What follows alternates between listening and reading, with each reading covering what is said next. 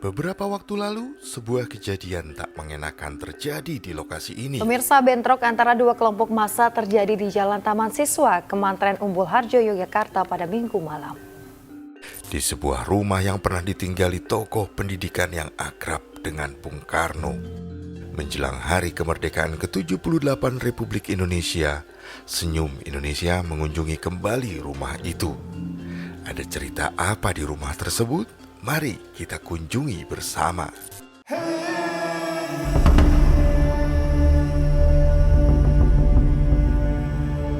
Kejadian beberapa bulan lalu sempat mengusik keprihatinanku. Bagaimana tidak, di lokasi yang kental dengan pendidikan dan juga memperkenalkan prinsip dasar pendidikan, justru terjadi hal yang di luar itu semua. Setelah peristiwa tersebut, aku sempat singgah dan melihat kondisinya. Kini aku kembali ke sana untuk memberikan penghargaan berupa tayangan ini bagi tokoh pendidikan dan pahlawan nasional Ki Hajar Dewantoro.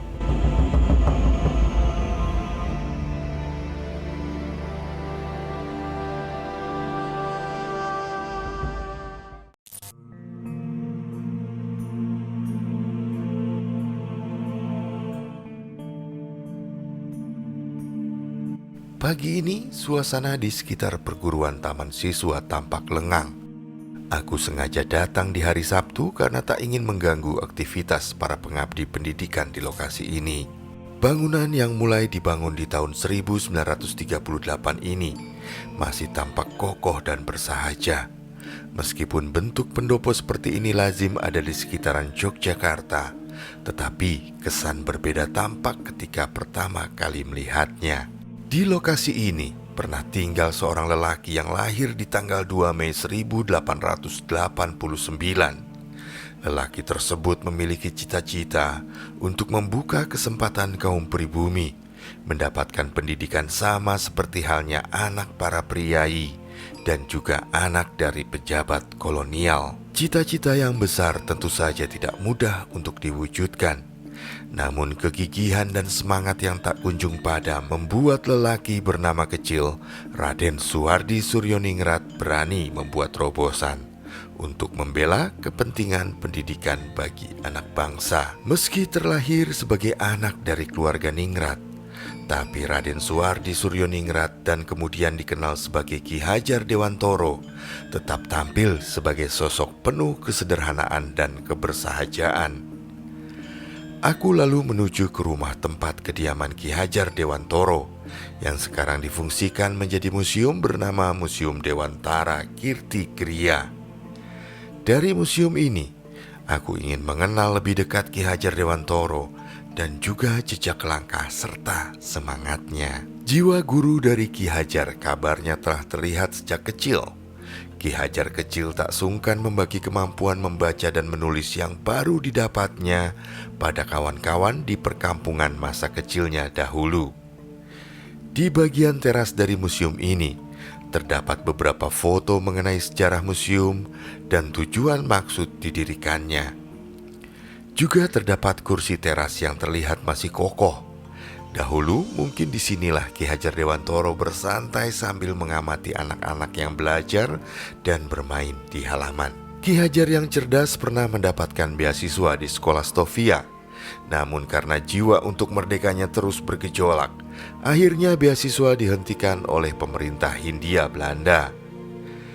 Di sebelah kiri dari pintu utama, terdapat sebuah ruangan yang digunakan sebagai kamar tidur khusus Ki Hajar Dewantoro. Sebuah tempat tidur dengan kelambu putih bersih langsung terlihat. Juga sebuah foto ukuran besar dari Ki Hajar Dewantoro yang seolah menyambut siapapun yang datang.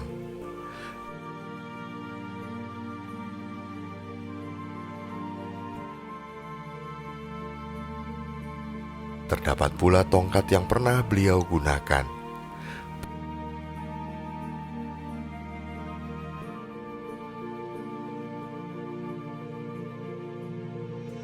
Perhatianku tertuju pada sebuah foto yang terdapat di dalam kelambu. Tampak foto Bung Karno ketika menjenguk Ki Hajar Dewantoro yang sedang sakit di ruangan ini. Di tempat tidur ini Hubungan kedua orang hebat ini memang dekat sebab Ki Hajar Dewantoro merupakan mentor dari Bung Karno.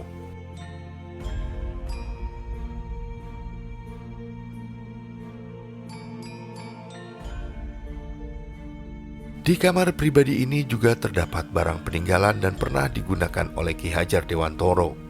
Di antaranya adalah mesin tik. Selain dikenal sebagai pelopor pendidikan, sebelumnya Ki Hajar Dewantoro juga pernah menjadi wartawan yang aktif setelah drop out dari Stovia. Kala itu, gaya tulisan Ki Hajar Dewantoro dikenal tajam, komunikatif, dan penuh dengan semangat anti-kolonialisme, serta mampu mengobarkan semangat patriotik.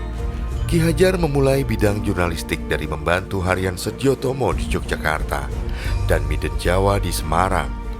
Pada tahun 1912, beliau pindah ke Bandung dan bekerja sebagai redaktur harian The Express pimpinan Douwe Dekker. Beliau juga menjadi anggota redaksi dan menulis untuk beberapa penerbitan lainnya. Bersamaan dengan itu, Ki Hajar pun mulai terjun ke dunia politik. Dimulai dari menjadi pengurus Budi Utomo, Sarekat Islam, hingga akhirnya mendirikan Indese Party pada 6 September 1912 bersama Douwe Dekker dan juga Cipto Mangunkusumo. Mereka kemudian dikenal sebagai tiga serangkai pimpinan Partai Revolusioner itu. Tak lama kemudian Ki Hajar menulis risalah yang berjudul Als ik eens Nederlander was. Risalah yang diterbitkan pada 1913 itu merupakan risalah yang sangat terkenal karena berisi sindiran yang tajam sekali bagi pemerintah Hindia Belanda.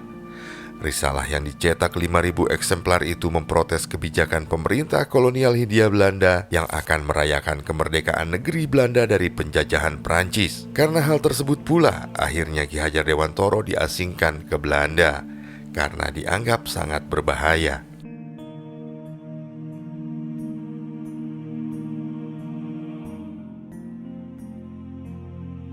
Dari kamar khusus Ki Hajar Dewantoro kita menuju ke ruangan tengah. Ruangan dengan nuansa penuh ornamen yang masih terjaga keasliannya.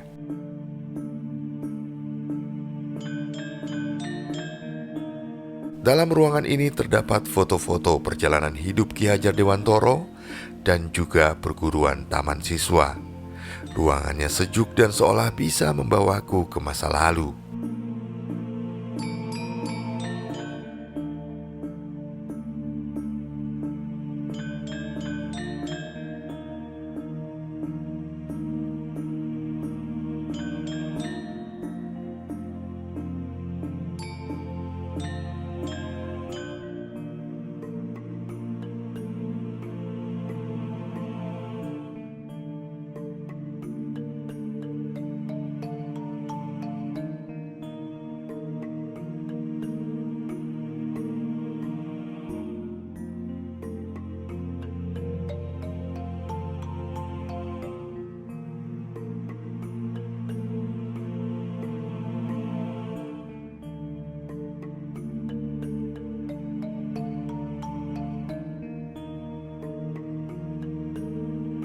Lalu aku beranjak ke area ruang tamu.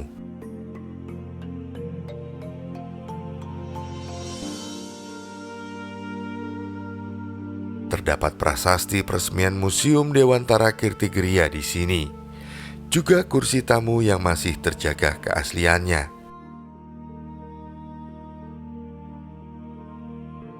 Ruangan ini langsung menghadap ke arah jalan hingga bisa melihat langsung ramainya kondisi lalu lintas di jalan taman siswa.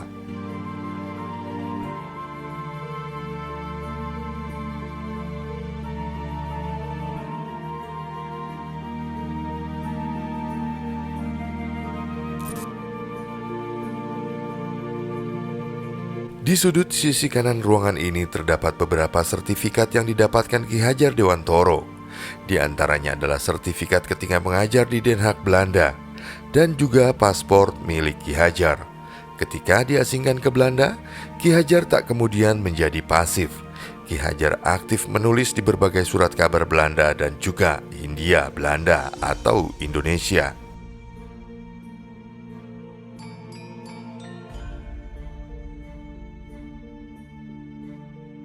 Ada pula lukisan dua tokoh yang menginspirasi Ki Hajar, yaitu Tagore dan Montessori. Keduanya dianggap oleh Ki Hajar Dewantoro sebagai pendobrak sistem pendidikan lama dan sangat cocok dengan idealisme Ki Hajar Dewantoro. Dan ketika kembali ke tanah air, Ki Hajar memfokuskan diri di dalam dunia pendidikan dan membangun sebuah sekolah yang kemudian diberi nama Taman Siswa. Sebuah telepon antik juga terpajang manis di sudut ruangan ini.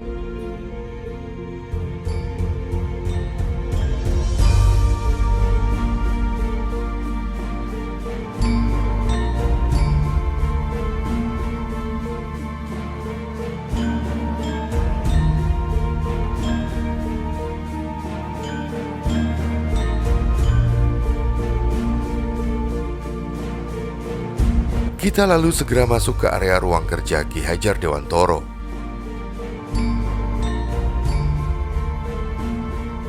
Terdapat sebuah piano antik dan juga buku-buku koleksi Ki Hajar. Selain ruang kerja, Ki Hajar juga banyak menghabiskan waktu untuk membaca di ruangan ini.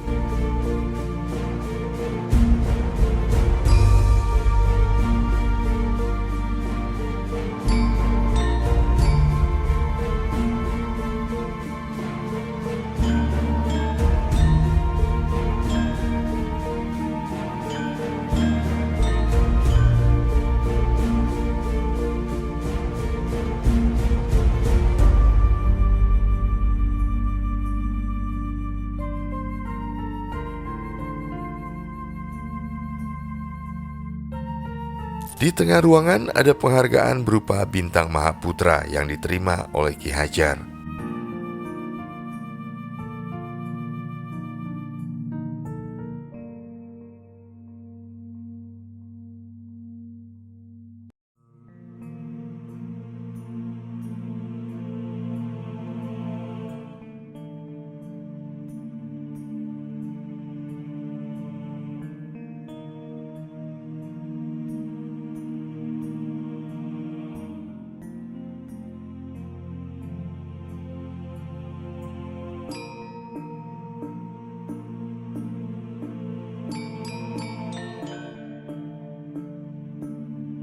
Aku lalu melihat kamar pribadi Ki Hajar Dewantoro dan Nyi Hajar Dewantoro, serta kamar yang digunakan oleh anak-anak mereka.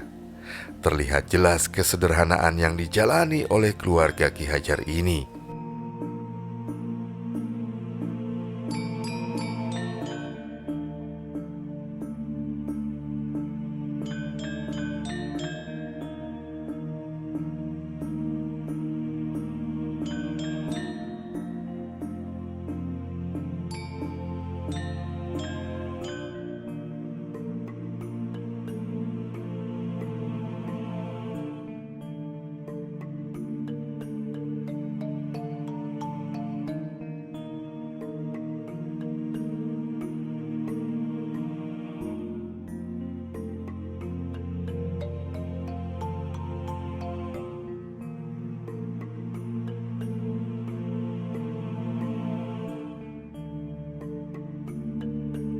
Aku lalu menuju ke area belakang rumah. Masih tampak mesin cetak yang digunakan untuk mencetak media bernama Pusara.